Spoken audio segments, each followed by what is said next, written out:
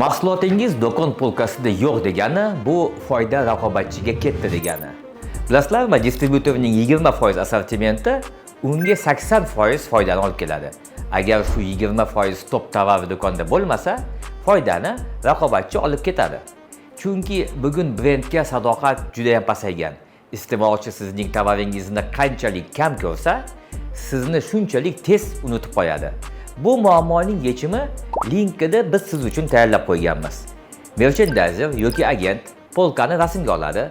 Sun'iy intellekt esa shu foto orqali polkani to'liq analiz qilgandan keyin qaysi top tovaringiz yo'q, raqobatchi qancha joy egallangan, qayerda qanaqa muammo borligini hammasini ko'rsatadi.